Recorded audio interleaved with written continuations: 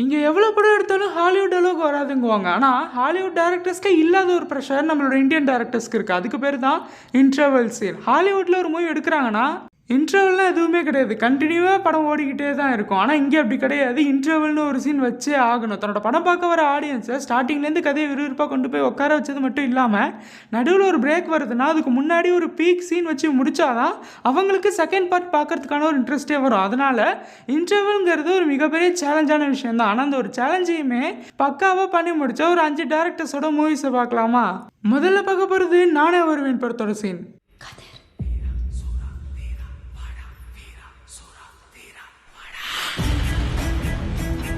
நான் உண்மையிலே சொல்கிறேன், இந்த படம் வரதுக்கு முன்னாடியும் சரி, இந்த படம் பார்த்ததுக்கு அப்புறமும் சரி, எந்த ஒரு படத்துக்குமே இன்டர்வல் சீன் முடிஞ்சதுக்கப்புறமா சீக்கிரம் செகண்ட் ஹாஃபை போடுங்கடான்னு நான் டெம்ட் ஆகி உட்காந்ததே கிடையாது. ஏன்னா இந்த ஒரு இன்டர்வலை அவ்வளோ பயங்கரமாக பண்ணியிருந்தாங்க. இந்த ஒரு படம் ஸ்டார்டிங்லேருந்தே ஒரு ஹாரர் வைப்லேயே போயிட்டுருக்கோம். அந்த ஒரு சோனுங்கிற கேரக்டர் யாருன்னு எனக்கு தெரியாமல் நான் நிறைய விஷயம் யோசிச்சுக்கிட்டே இருந்தேன். அப்படி யோசிச்சுக்கிட்டே இருக்கும்போது கடைசியில் ஓ அண்ணா கதிர் அப்படின்னு சொன்னதுக்கப்புறம் இவனோட பிஜிஎம்மோட அந்த ஒரு இன்டர்வல் வரும் பாருங்க, அல்லு விட்டுருச்சு.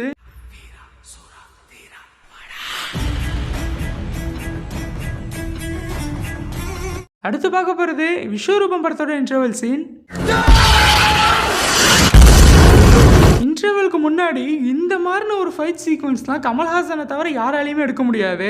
One of the boldest scene in cinema. அதுதான் இப்போ நீங்கள் பார்க்குற சீன். அந்த சீனை நம்ம பார்த்துக்கிட்டு இருக்கும்போதே ராணுவ மாப்பை முடிச்சு அவங்க இருக்கிற ஏரியாவுக்கு வந்து எல்லாரையும் அட்டாக் பண்ணுவாங்க. அப்போ தீவிரவாதிகளுக்கும் அந்த ராணுவத்துக்கும் பயங்கரமான ஒரு சண்டை நடக்கும். அந்த சீனில் பார்க்கவே பயங்கரமாக இருக்கும்.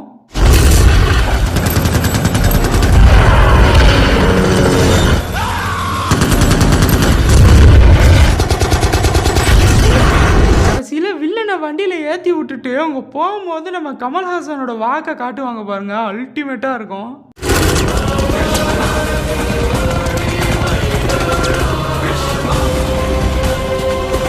அடுத்து பார்க்க போகிறது மாஸ்டர் படத்தோட சீன். இந்த ஒரு இன்டர்வல் சீன் எப்படின்னா ஹீரோ வில்லன் 2 பேருமே பவர்ஃபுல்ங்கிற மாதிரி காமிச்சிட்டு கடைசியில் விஜய் சேதுபதி போன வேலை முடிஞ்சுதான் தெரியறதுக்காக ஃபோன் பண்ணி எப்போவுமே விஜய் பேசுகிற டயலாக்கை விஜய் சேதுபதியை பேச வச்சுட்டு அதுக்கு விஜயை பதில் சொல்ல வச்சாரு பாருங்க லோகேஷ் கனகராஜ். அங்கேருந்து ஒரு இன்டர்வல் பீக்கில் கொண்டு போய் நிப்பாட்டியாச்சு. இருந்தாலும் நான் சொல்கிறேன், நீ கேளு. I'm waiting. வெயிட் பண்ணுறவங்க நான் நேரில் வரேன்டா. இந்த ஒரு சீன் கேராத ஃபேன்ஸ் இருந்தீங்கன்னா மறக்காம கமெண்ட்ல சொல்லுங்க.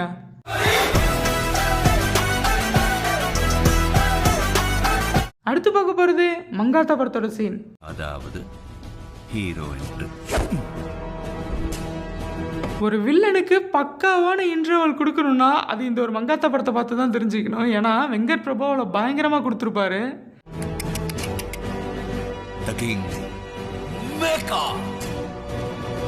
அஜித் அதில் அந்த பிளான்லாம் போட்டு முடிச்சதுக்கு அப்புறமா அப்போ மீதி பணம்னு சொல்லிட்டு சிரிக்கிற சீன் இருக்கே, பயங்கரமா இருக்கும். அப்போ மீதி பணம்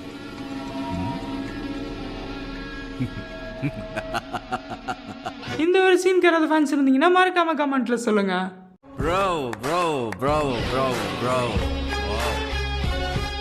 அடுத்து பார்க்க போகிறது 24 படத்தோட இன்டர்வல் சீன்.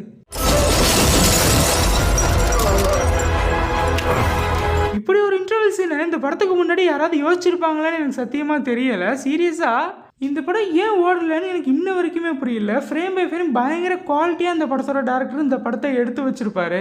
இப்போ வெங்கட்லூரியோட விஸ்வநாதன் சன்ஸுங்கிற ஒரு படத்தோட டீசரில் சூர்யா 40ல் இப்படி தான் இருக்காரு அப்படிங்கிற மாதிரி காட்டுறாங்களே. ஆக்சுவலாக சூர்யாவோட 40ஸ்ல அவர் எப்படி இருந்தாருங்கிறத இந்த ஒரு 24 படத்தை பார்த்தாலே உங்களுக்கு தெரியும். சரி, இந்த இன்டர்வல் பக்கம் வந்தோன்னா படம் ஃபுல்லாக மிரட்டுற நம்ம ஆத்ரேயா வில்லன் இருக்கார் பார்த்தீங்களா, அவர் ஹீரோவை அடிச்சு அங்கேருந்து தள்ளுற நேரத்தில் அவரோட கையில் அந்த ஒரு ஒரிஜினல் வாட்சை பார்த்த வேகத்துக்கு கோடாரியை வாங்கி ஓங்கி அந்த கையை மட்டும் வெட்டி முடிச்சு விடுவார். ஓகே, இப்போ நான் ஒரு 5 படத்தோட இன்டர்வல் சீன் சொல்லியிருக்கேன். இந்த 5 சீனில் உங்களுக்கு எந்த சீன் ரொம்ப பிடிக்குங்கிறதையும் அதே நேரம் உங்களுக்கு பிடிச்ச ஏதாவது ஒரு சீனை நான் விட்டுட்டேனாங்கிறதையும் அடுத்த என்ன கண்டென்ட் வேணுங்கிறதையும் மறக்காமல் கமெண்ட்டில் சொல்லிவிட்டு இந்த வீடியோ பிடிச்சிருந்தா இந்த வீடியோக்கு லைக் கொடுத்துட்டு இந்த மாதிரி நிறைய வீடியோஸ் பார்க்கறதுக்கு நம்மளோட சேனலை சப்ஸ்கிரைப் பண்ணிடுங்க.